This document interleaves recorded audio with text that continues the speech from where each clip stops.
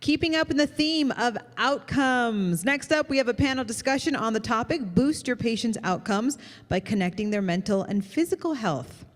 There has always been a relationship between mental illness and physical well-being, of course, but few studies have analyzed how they affect each other, really.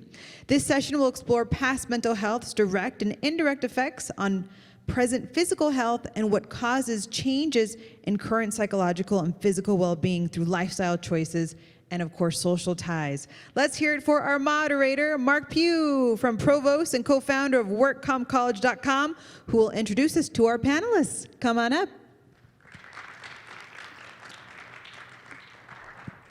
Thank you. Good morning. Excited to be here in Vegas. Last time I was here at Mandalay Bay was the Workers' Compensation National Conference. It's a little bit different here. I know everybody at that conference. I don't know anybody here, but really excited to have Vanessa, Abe, and Winnie on our panel, and we'll have them kind of discuss kind of their background and start. There is one person that was going to be with us, Tyler, but she became ill earlier today, and so she's not going to be able to join us, so that just means a little bit more airtime for everybody here. But we decided, rather than me standing up and kind of pontificating and asking awkward questions, that I would just sit down here with them and be just a panelist along with them. So I'm going to join you guys here. And the first question that I want to lay out here is all of y'all are high achievers. We've got two people who are very focused on trauma. And we've got one person who could run a 5K while she's doing this, doing this panel. So was there a moment in time that precipitated your path towards this? So everybody has kind of their own history of how they get there. Winnie, in our initial discussion, you're talking about everybody has kind of a health password. You have to figure out what that password is to kind of unlock their health. I thought it in terms of a career password where I had to figure out what I wanted to be when I grew up, and eventually I got the right combination. So Vanessa, I'll start with you. What was the moment in time? Was there a particular thing that came to you and explained to you that this was going to be your password for what you do? And oh, by the way, go ahead and explain what you do, just in case they didn't read the program. Sure. I am Vanessa Bogenholm. I own a 32,000 square foot gym in Fort Worth, Texas. I have an app, Fitness 23, that I help mostly senior citizens and people who are somehow disabled or 100 pounds overweight, not used to exercise, actually get fit. So I do it through live Zoom calls with them, plus a program they can follow. I wrote an Amazon bestseller in fitness called It's Your Body, Move It, Love It, Live, which is the story of how my clients got better physically and mentally. And I have a nonprofit called Exercise in the Streets, which gives running shoes and clothes to foster children and incarcerated youth, and we help them with exercise. We go into jail systems. So that's my entire life, actually, so I'm exhausted already just talking about it. But no, I was 13 years old. I was a little over 200 pounds, and somebody convinced me I should probably get fit before high school. Frank Shorter was my hero. I wanted the character of Frank Shorter. I did not want to be an athlete. I did not think I had the possibility of it. But I discovered when I started to run and drop 60 pounds over the summer that I now became a reader. I now became social, and it changed me mentally, not just physically. So anytime in life that I feel sad or things are going wrong, I take a run, because somehow the endorphins go off in my brain and I can think better and move better. I actually have a friend of mine who was involved. She's actually an injured worker, but she was involved in a car accident and broke her neck, and she's an incomplete quadriplegic. She did take drugs for a bit in time, but she doesn't now, and her antidote, her anti-anxiety drug, her pain medication is exercise. So this incomplete quadriplegic who can't really move the left side of her body and has constant tingling pain, when she feels like you felt, she gets out and exercise. And I hiked with her in Tahoe one time, and she was amazing to think about that. So the mental health is tied to what's happening physically in your body when you're exercising. Absolutely. Abe, what about you? Tell us a little bit about you, and then kind of what was your moment in time? It's like, okay, now I'm going to be Abe 2.0, right, to borrow a phrase. Yeah, so I'm Abe Reichlin. I currently own and operate the Trauma Academy Northwest in Salem, Oregon, and that we do education, consultation, and training in the area of trauma as well as have a group practice outpatient clinic that specializes in body-oriented treatments. So that's sensory motor psychotherapy, eye movement desensitization and reprocessing, Reiki, labyrinth, and some other things that I don't need to go into right now. In very short, my moment was well, I should say that when I was raised in a household that was surrounded by mental health, and so I was around it my whole life, and so it had always been an option for me. I'd learned a lot about it, and when I got into high school, I looked into social work, and I thought, yeah, that's the field that I want to go into. First, before I wanted to go into social work, I wanted to get a degree in German, so I studied abroad twice and learned German, and then I decided to go to my graduate program in social work in Boston. And so it was in that program that I took a trauma class that blew my mind away. I had read a book by Dr. Bruce Perry. The boy was raised as a dog, or something to that effect. The boy who was raised as a dog, that's what it was. And I actually, after I read that book, I contacted Dr. Bruce Perry and told him that I want to come work for him in Houston, Texas. And he actually responded to my letter, and I was grateful, and I met him, and it goes on from there, but that was the moment that I thought, okay, I could do this for a living. So you grew up understanding the importance of mental health. Both of your parents are psychiatrists, so you kind of understood that. But it was until you had that one course in college that is like, okay, this is how I can direct and kind of pay it forward and help other people, right? Yeah. Absolutely. And it was interesting when when we asked that question, you immediately went to that. So it was like, Vanessa, the same thing. I mean, you knew immediately when you hit that. Winnie, interesting story. We had some time during breakfast to kind of share what your background is, from the ones and zeros that you started with to the pins and needles that you're in with right now. Yeah, so I am a trauma-informed licensed acupuncturist with 4 science degrees. The first 2 degrees were from MIT in computer science, electrical engineering, and in finance. And I must give everybody a confession, which is I was in school during the dot-com era when everybody was beginning to make Amazon, Google, Facebook. So everybody said, okay, let's major in computer science because we want to make money. So what did? I follow everybody. And so all this talk about data and AI, it's really exciting. However, I am a non-traditional person. I don't really consider myself an expert. I'm a hacker. So my philosophy with life is I'm an engineer. I am here to solve problems. I'm here to solve my clients' problems. And whatever it took, I went the extra mile to solve their problem. So what happened was in 2009, I was in a spinal injury. And because of this injury, my coccyx was curved, and my neck started compensating. And all my organs were sitting at the wrong place. Can you imagine? Your intestines are in the wrong place. Your bladder is in the wrong place. Every inch of you is hurting, like neck pain, shoulder pain, knee pain, ankle pain, hip pain. And so I was like, well, in the beginning, some days I spent 3 hours a day crying in my depression with this chronic illness, physical handicap. I can't play tennis anymore. I can't dance. I can't hike. I felt like a total loser. And then I was like, well, maybe I can go to acupuncture school and reinvent myself, right? So I did go to acupuncture school, and 2 years into the program, I had a near-death car accident where, well, of course I'm here, so I didn't die. But up until that point, I really was terrified of talk therapy. And I know I'm on the panel of mind-body, and it's very interesting to get into the psyche of the patients, right? Because why don't people go to the gym and exercise? They know it's good for them. Why don't people, heal the trauma? Of course everybody wants to be healed. And the reason is because they are terrified of giving up their victim card. Right? They're terrified You know, this is true. I spent so many years avoiding exercise, avoiding talk therapy, and all these other things because, you know, I'll give you an example, right? If my spouse comes home and I'm like, oh my God, I'm killing it at work, and you know, I just bought a new Prada bag, I'm going to get drinks with my girlfriends, and I'm gonna get a massage later, can you please wash dishes?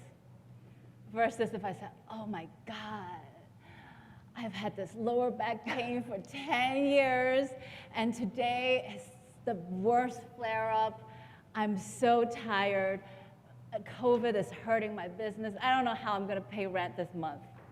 Can you please wash dishes? Right? So because there is power in holding on to our pain, right? Because if I'm a victim, I get to manipulate everybody. Here's my trump card, guys. I'm in pain. You got to do what I say because I was the queen of pain. Yeah. And so literally, I was holding grudges, you know, just so angry at everybody, the government and, you know, the doctors and everybody, you know, was pissing me off. And that moment when I was in this car accident was when I realized, you know, I could have died. So I don't want to waste my life being right, being angry. I just want to be well. And I think that's when I actually started talk therapy for the first time. And that's when I started meditating and exercise for the first time because, you know, I thought I deserve better than screwing myself. Mm-hmm. Yeah, so that's kind of like where I became a hacker of my life and my client's life. Well, thank you. It's interesting when you start teasing out personal experience, and I would encourage you guys to think, all of you are here because you're high achievers. I would encourage you to think, what was that moment in time? Because sometimes if that moment in time was 10 years ago, you may have lost some of the vim and vigor, you know, some of that passion, because over time, you know, you start to lose that. I cut my teeth on recognizing the issue of overprescribing opioids back in 2003 in workers' comp, and we had a significant problem with that. But I recognized at the time that if you just took away the pills, they were left with nothing. And so I embarked upon a journey. It's like, okay, what is different? And so I started, you mentioned talking therapy. I started talking about cognitive behavioral therapy back in 2010 to the property and casualty insurance industry, workers' compensation. So you know that if you know insurance, you know that we're very adaptable, we're very resilient, we lean into change, we don't. So when I started talking about cognitive behavioral therapy, nobody could spell CBT if they started with the C and B, right? They just didn't understand it, and they didn't want to pay for it because their concern was if they paid for cognitive behavioral therapy, that was going to open up a psych diagnosis, and then they own everything from childbirth forward as opposed to just a meniscal tear that was occupationally related. And there was an epiphany over time, and I was working with behavioral psychologists that said, no, this is more of a behavioral thing. This is not a diagnostic tool. If you bill it right with the proper CPT codes, it can become a behavioral therapy, and they started to embrace it. And so if the insurance industry can embrace the combination of mental health and physical health, I think we all should. Vanessa, when you talked about kind of the exercise, what are some stories of some people that you've seen kind of that light switch that came in very lethargic, were feeling kind of the secondary gain, Winnie, that you were talking about? They almost become, their middle name became pain. They had that trump card that they were, you know, they were used to being served, and they were used to being, you know, parking at the front. So they've come into your facility, I'm sure you've seen that, you've seen the long faces. What were some tips and tricks? Because really what we want to do is to leave these folks with some ideas, not just to relay our stories, but to leave them with some tips and tricks on how to. So what were some stories of people that came in that you saw, this is a train wreck, and how did you help them through that to connect the fact that their attitude was having a deleterious effect on their actual physical health? So when I first started my business as a personal trainer, I had the joy, and I didn't think it was going to be joy then, of going into a very high-end residential treatment facility for senior citizens. And the senior citizens, they were paying between $9,000 and $12,000 a month after putting $200,000 down to live there. And most of them were in motorized wheelchairs. And I was hired by a family to go in and work with a father who was 84 years old. His name was Jack. I dedicated my book to him. Jack was the first guy I got out of a wheelchair and saw walk down a hallway on a walker. The man was angry at life. It was everybody's fault. His wife had died. His kids weren't around. Nobody liked him. He had no friends. He sat in front of his TV and watched Fox News all day. And his son, who introduced me to him, said, "Thanks for trying. I know this isn't going to work." And I go, "I got it. I could talk to a wall." And I didn't say to Jack, "Hey, I'm getting you out of the wheelchair. We're going to dance down the hallway, and you're going to make 100 friends." I said, "Hey, why don't we play basketball?" And he goes, "I'm in a wheelchair." I go, "I don't care." And so I would bounce a basketball to him. He either caught it or what? It hit his face. So all of a sudden, he started to play basketball with me and throw a Frisbee with me. And now we were going outside and doing it. And with him not knowing it, all of a sudden we were doing exercise and he was laughing. And he was not in front of the TV. He said hi to people in the hallway. The social connection happened. I saw him 5 days a week. In 9 months, he got off the wheelchair and was walking down the hall on his walker. So it changed his life. He started a poker club at the senior center. He got a girlfriend. It was kind of crazy. But yeah, I think it was just the fact that I didn't make it seem like work. So often people think of exercise or like I'm being mandated to do it. I, with my clients, try to figure out what they think is fun, whether it's playing basketball, whether it's running, whether it's gardening. What does it do? What can you physically do that you find fun that gets you where you want to be in life? If I can figure out that, I can get you there, and then it can change your whole mentality. So what did that do for you? Because I got to imagine, I mean, you were set up for failure, Yes, right? yes. Going into this facility Yes. and the son going, okay, you know, thanks, but no thanks. Yeah. You know, what did that do for you when it showed that what you did actually had that effect? Because it had to have a positive effect on you and your ability to deliver that care to other people, right? Well, I thought it was fascinating. This was really my first time seeing how we take care of seniors. I never had grandparents or older people in my life at that point. And I now saw that we looked at these older people as castaways. We keep them cast away. We keep them in motorized wheelchairs because they're safer. They're not going to fall down and get hurt. And I thought it was tragic. These are human beings. We treat our dogs better in the United States than we treat humans. If there was a dog right Especially now, older people, right, yeah. Mhm. dog running down the hall right now with a broken leg, all of us would fight over who was going to pay that $7,000 vet bill. When there's a homeless human walking down the street, we look the other way. Mm-hmm. So I don't know how we got this with our loved ones when they're older, but I think it's very, very wrong, and we give them drugs and we put them in these care facilities because we don't want to take care of them. And people become angry and, you know, morbidly obese, sitting still. It's all of these things, they happen from not moving. So if I can convince people just to move a little bit, but Jack doesn't just change himself in this senior care facility. He got everybody out walking. He got everybody playing poker and drinking wine and laughing during dinner. And I mean, I think it was just, you know, you get one person to change, you have one family member that gets fit, even if everyone else is angry, everyone else all of a sudden gets fit. You just can't help it. So, and you can't do it by telling people to do it. I can't tell you, hey, if you do this exercise with me 3 times a week, you're gonna feel great.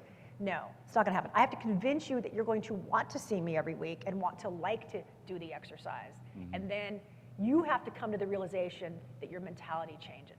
I am not going to tell you that up front. Negativity breeds negativity, but positivity also breeds positivity, right? Correct. Absolutely. So trauma, you chose to lean into trauma as a social worker, as someone who came from a family of people who helped deal with trauma. You know, the CDC, one of the things that I recognized early on when I was looking at the prescription painkiller problem was the CDC was documenting adverse childhood experiences, or ACEs.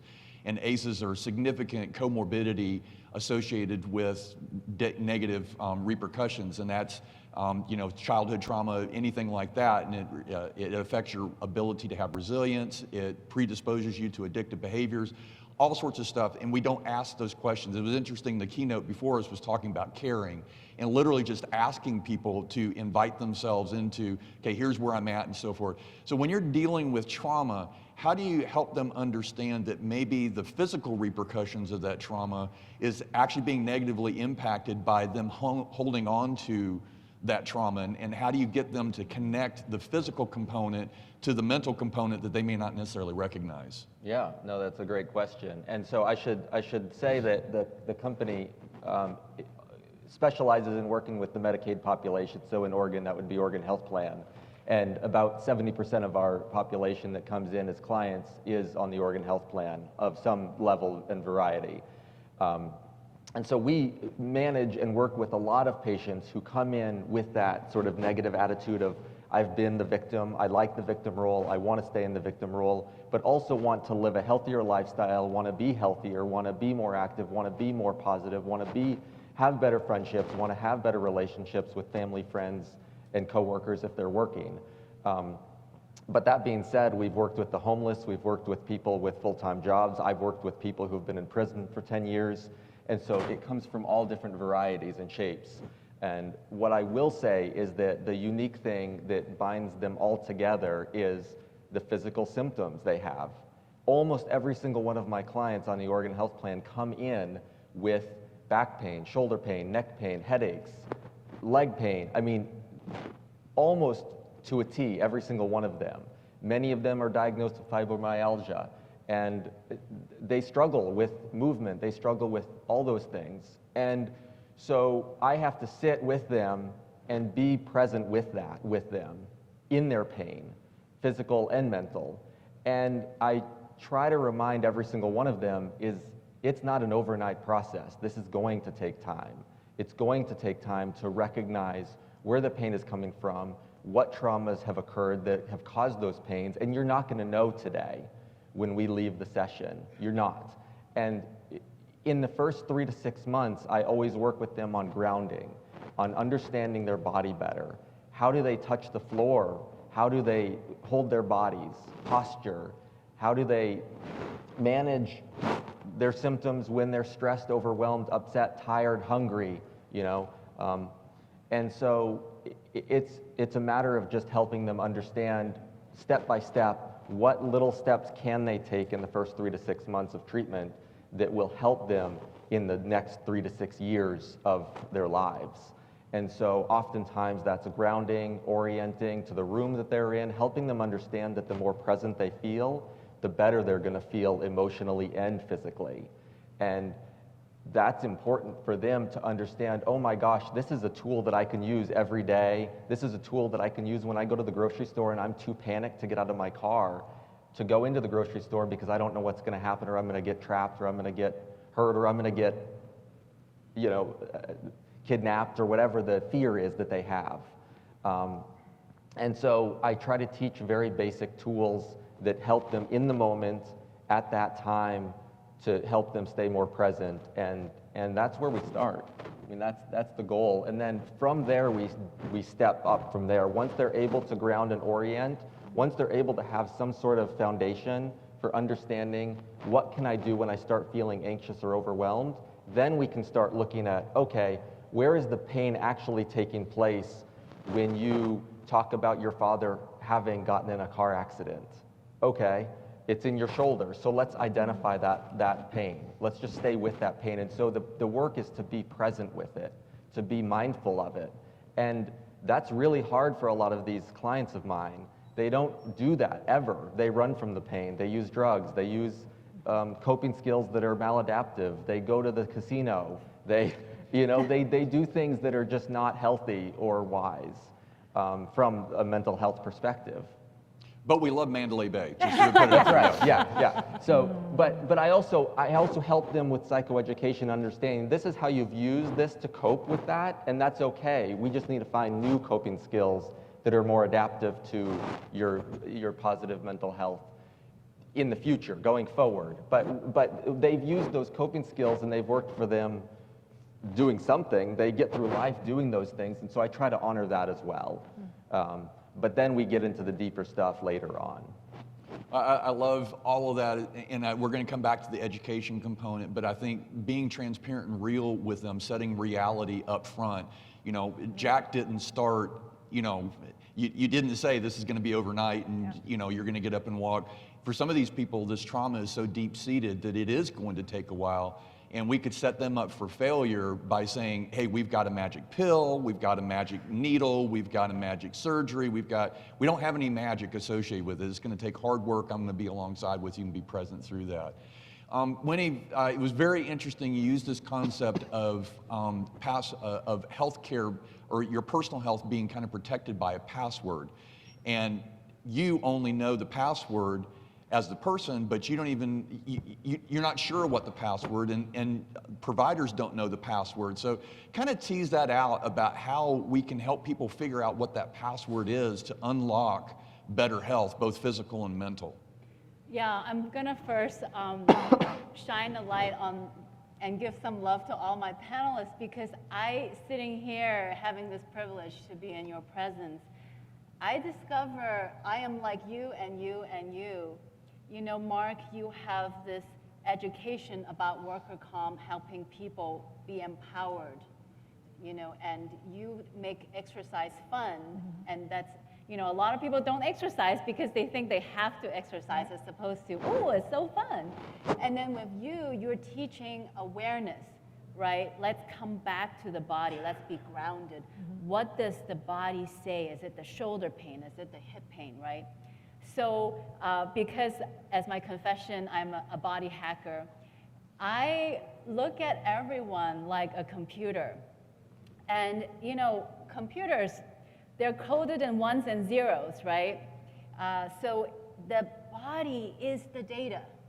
Actually, I would love if we turned everybody into a self-body hacker, because when we have the awareness, okay, how does my shoulder feel? How do my hips feel? When we start self-awareness, where is the pain? And that is the beginning of how we can find the right exercise. Okay, hip flexor stretch, and how we can apply to worker comp and get the appropriate, whether it's CBT help, etc. And so, you know, because of my background in computer science and electrical engineering, I want to briefly explain how acupuncture can help as a modality healing the body and the mind, and really the beauty of the connection between the body and the mind. So most people know that acupuncture is good for lower back pain. And, you know, indeed, I think Medicaid, the Veterans Affairs, and even every Army unit has an acupuncturist on their team, because they know that acupuncture is really good for healing lower back pain and also meniscus tears. But what they don't know is acupuncture is really good for mental health. Actually, we have the 5 elements, and for example, anger is stored in the liver, and liver opens in the eyes. And literally one time somebody found me on Yelp and they said, okay, can acupuncture restore my eyesight? Of course, legally, I'm not allowed to say yes. I'm not allowed to say acupuncture can treat COVID. I can't say acupuncture treat cancer. I lose my license right away. So I was like, okay, girlfriend, here's the deal. I can't say I treat anything, but just show up. Trust me, I can help you. And thankfully, she did come. And then I asked her, how long has it been? And she told me 3 months. So I explained to her the connection between anger, liver, eyes. So I said, okay, 3 months ago, rewind the tape. What was the thing that pissed you off the most? And then she looked at me and she said, you know, Winnie, 3 months ago, I had a fight with my sister. And she decided to set boundaries and cut me off. And I felt abandoned and I'm pissed off, because who is she that she gets to decide to set boundaries with me? I said, girlfriend, here's your choice. Either A, you stay mad at your sister and eventually you're gonna deteriorate your eyesight, or B, forgive your sister and forgive yourself, because you must have said something that pissed your sister off so that she set boundary with you. And then you can have your eyes back. Which one you're gonna choose? And she said, I want my eyes back. I said, good choice, good choice. And so in addition to acupuncture, we did a forgiveness practice, and, you know, letting go. Yeah. Letting go of that victim story that my sister cut me off, I was abandoned and rejected, and that sense of hopelessness. I really want to connect to my sister, but every time I send her a text message, she doesn't reply. And in one session, her eyesight fully recovered. And of course, again, I can't say I can treat anything because I don't want to lose my acupuncture license, but that is the power of the mind-body connection. It started with anger and it manifested in eyesight problem. Let me ask her a question. Okay, so you have someone come to see you. They are hesitant. Their husband or their wife sent them. They don't believe in acupuncture. Okay, so it's not going to work, right? If I have this wall up and I say it's not going to work. You can do whatever you want. Put all those needles in me. I don't care, and it just doesn't work. Is that? I mean, so if I believe in the acupuncture, it works. So that person believed in you. So just as if someone says, okay, I know where I'm standing. Why do I need to stand here? Okay, I know where my feet are. Don't be ridiculous. Don't you understand what a damaged life I've had? So if we can't find that starting point, right, of mentality of where they need to be to go forward. Yeah, I got you. Thank you for asking that question. And indeed, I spent 42 years holding onto my victim label and victim identity. And I'm like, ooh, I like it. I don't want to give it up. So a lot of patients, they had good results with me and they want to send their mom, their dad with cancer and all these other things. I'm like, dude, if they're not willing to give up their victim card, you're just wasting money and throwing it into ocean, okay? Don't even bother coming to see me, because until that moment when they're ready to give up the victim card, it's just throwing money into the system. Yeah, so there's a lot of biases that patients come into encounters with, certainly. And this is the Health 2.0 conference, so we're talking about that. How can you educate them against that bias? Because that bias may be something that they've been trained in. Maybe they've read the wrong stuff. Maybe they haven't read the right stuff. Maybe a family member or a friend had a bad experience, and so they kind of rule that out. Back to kind of the education that Abe was talking about. How do you educate people to kind of open their mind? Because to your point, if they don't believe acupuncture is going to work, Winnie's already got a tremendous uphill battle to convince them that it does. So how can you break down some of those barriers, and again, focusing on tips and tricks that everybody can walk away here with? What are some ways that you can help educate and open their mind and reduce the barriers where they're willing to accept a treatment plan or a suggestion or just talk through their own problems? One of the things, beauties of cognitive behavioral therapy, is that oftentimes people solve their own problems by just stating it out loud and having a listener that's actively, intently listening to them and responding and reflection back to them. They understand, so they feel like they're heard and acknowledged and understood, and so they kind of solve their own problem. So Vanessa, in your mind, how do you get people to get past that bias, those obstacles, in order to embrace something that they would ordinarily not do? I ignore them. I mean, I just, I had a husband who's worked out with me, been very fit, wanted his wife to be fit, and he said, you gotta go see Vanessa. Don't see the rest of the trainers. Don't just go to the gym. Go see Vanessa. I'll pay for it, and it'll be great. And I ignored her. So everything that you talk about, I just ignored it. I pretended it didn't happen. And what she said, I don't like to do that. I don't like to sweat. Oh, well, I just ignored it. I just talked about the weather or my dog or whatever and told her to do things and do things with me.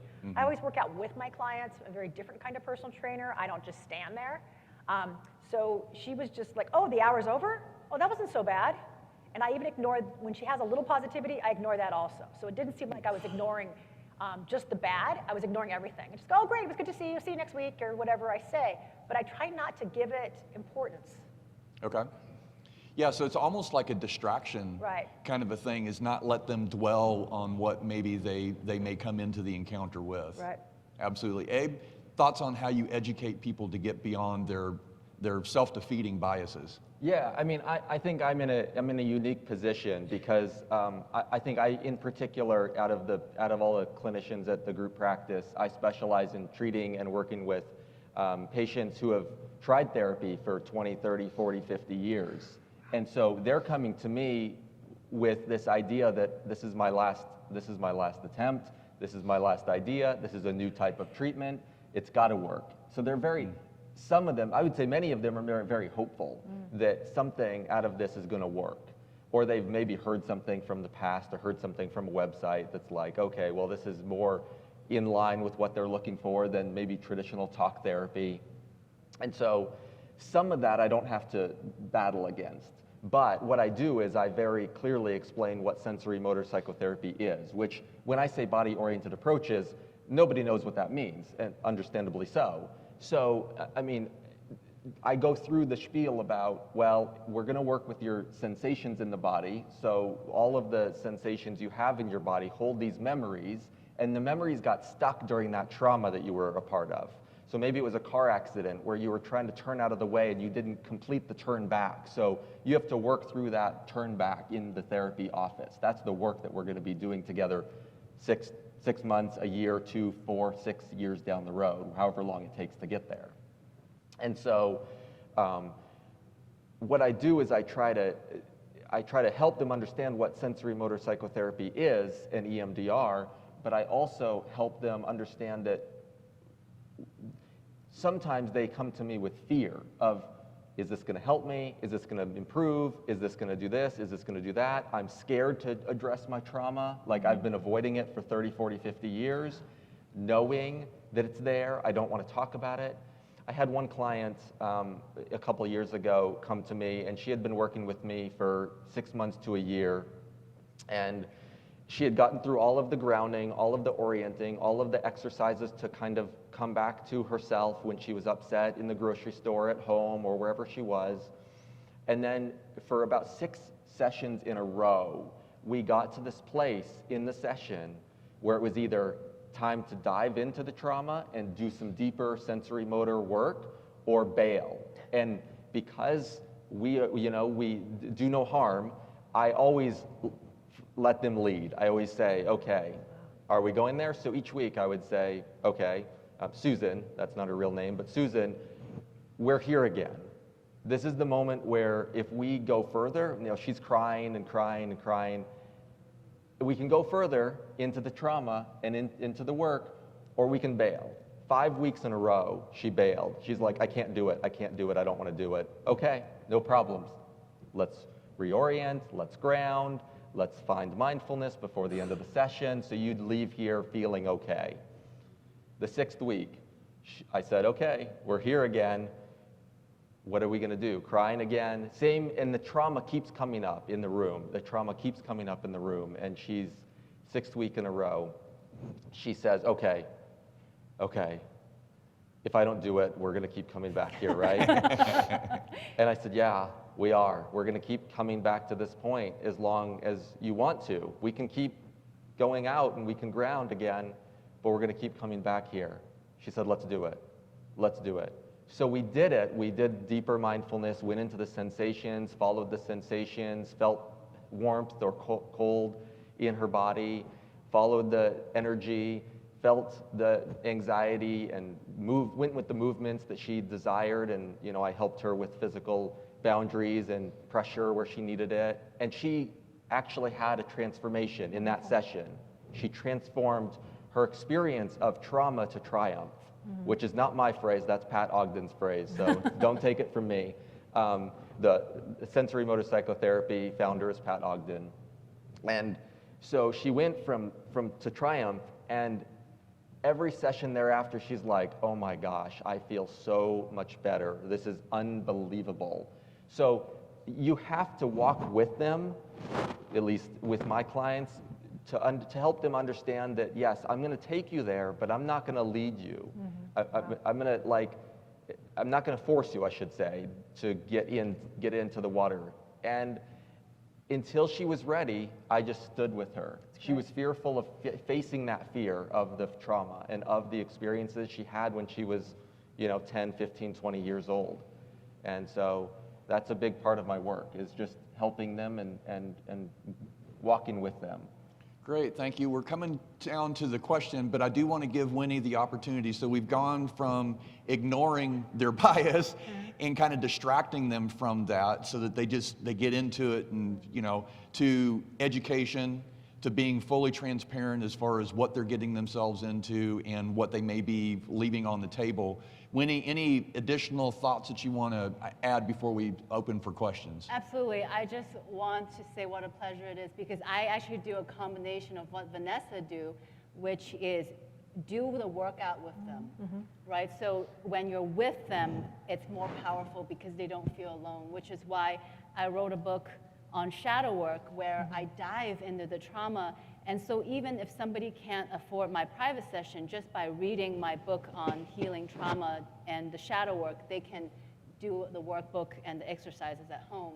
And I also do what you do, which is being patient and meeting the client where they are, because if the client is not ready for the first 5 or 6 times, they're not ready, right? It's kind of like, you know, I think about therapy, it's kind of like sex. You know, it needs to be the woman is ready before we get together, right? It's like, okay, I'm ready, but if my client's not ready, I gotta wait till they're ready, and that is when the magic happens. Let's go to questions. Gotcha. I bet you didn't see sex coming on this particular panel. Well, also, one of the things that I really think is we gotta make healthcare fun, right? When we tell jokes, people want to come listen. They want to go into center. They want to work out, and they want to work with me. So a lot of my energy is motivating people because it's like, don't you want to have a lot of fun? And so, yes, I do tell a lot of jokes in my office. That's okay. Well, you know, if you're into Western medicine, probably a lot of what you've heard just gives you the heebie-jeebies, right? It's like, that's just way too, that squishy stuff, is that, but hopefully what you have heard is there is a direct connection. There is a direct correlation between what happens between your ears. I coined this phrase several years ago. What happens between your ears and what happens at home has as much to do with your willingness and ability to get better as what's physically wrong with you. That is, in synopsis, a biopsychosocial spiritual treatment model, the whole person. And that's something in work comp we've worked through. That's something that you guys have worked through. But we're down to about 7.5 minutes. We did want to offer the opportunity for any questions. So feel free to come up to the microphone. Got some really educated people.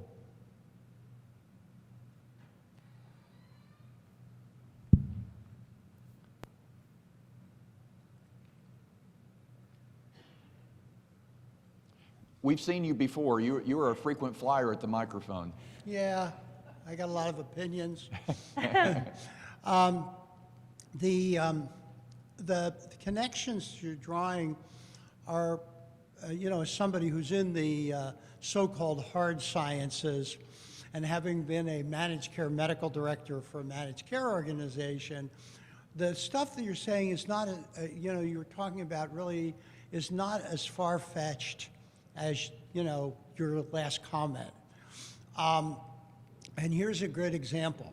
So I'm combing through my abstracts one morning, and I run across an abstract on elevated norepinephrine levels and preterm labor. And I go to see my friend who is the editor of the major textbook, and I say, what about this? We can't explain, you told me that we can't explain 70% of preterm births based on the available data. When we treat depression, we're treating norepinephrine levels. We're also treating serotonin levels. That's the pharmacologic treatment. Is it possible that depression is the driver of preterm labor we're not recognizing? And he said, you know, that's funny. There's a serotonin study too. And so we began some discussions, and Parkland Hospital began screening for depression in pregnancy about 3 years before ACOG, the organization, the governance came out and recommended all OBs. The point is that women with preterm labor have, women with depression have twice the prevalence of preterm birth. So here is a physiologic link from their depression to the levels of the chemicals that predispose to preterm labor. When and if we look hard enough, we're going to find the same connections on the same types of things you're doing. Absolutely. Thank you for sharing that. Yes, sir. Can I address Yes. it? Mm-hmm. Okay, so because I am a hacker, so what are the 4 feel-good hormones, right? We have dopamine, serotonin, endorphin, and oxytocin. So I'm sure everybody have an iPhone and everybody can Google how to increase each of those. So, and I'm just going to give a very quick example because you can go home and with all of your patients immediately implement this body hacking. So for example, dopamine gets rewarded when we accomplish small tasks. So for example, I might be washing dishes and I tell myself, after I wash dishes, I'll feel really good and I'm gonna get a hit of dopamine, yes. And what we set our intention, I can actually multiply the dopamine by recognizing I'm generating the dopamine. And for example, serotonin, right? Meditation and being out in nature. Oxytocin, that's even easier. You can give hugs, you can hold hands, but even if you're in COVID and in lockdown and you can't touch nobody, giving compliments. As simple as leaving somebody a positive Yelp review, give yourself, it's like you're sending this kind of connecting hormones and you can generate oxytocin, right? And endorphin, go exercise, right? Exercise, you're gonna generate endorphin. So I encourage everybody's homework, get off the panel, and Google oxytocin, dopamine, endorphin, and serotonin, yes. Find out and I think one of the ways is telling jokes, eating dark chocolate. I'm all about that. So we can all hack our body and teach our clients how to be a hacker. Great, thank you, Winnie. Yes. Nice. We're talking about the connection between mental health and physical health, so I'm kind of curious, how would you differentiate between those things that may have a physiological origin and those things that may have a mental health origin? Is there a way to tell really where the symptoms are coming from? I can take it, but you guys go ahead. Okay. So this is the chicken or egg thing. Did the chicken come first or the egg come first? In the hacker's opinion, I don't care if the chicken or the egg come first. I treat them all at once, right? So I would probably send them to his clinic where you can try anything, hypnotherapy, Reiki, acupuncture, exercise. I have a question. Yeah. Wait a minute. So let's say I am Joe and I got hurt on the job. I think my back hurts. How to get my workman's compensation to admit that it's my brain and not my back? Good luck with that, yeah. Here we go. Well, and that is the complication, but I think that requires 2.0 type thinking, right? And recognizing, we've had a conversation in workers' compensation about social determinants of health in the last 5 years that never would have ever been talked about. The concept of medical literacy, the supportive community, all the things that are negatives draws to that, and recognizing that impacts that person, their ability to resolve. So I agree, kind of the chicken or the egg. Is it physiological? Is it psychological? They're probably tied together. Did the injury cause a depression? Were you depressed and then drove off a cliff? I mean, there are a variety of ways to look at that, but none of us are doctors, so maybe someone else in the audience might be able to answer that question a little bit better. If that helps a little bit anyway. Thank you. Yeah, thank you. Unfortunately, that's all the time we have, guys, for questions. Huge round of applause for our panel. That was so interesting. Thank you so much, guys, for sharing your knowledge. I really enjoyed that.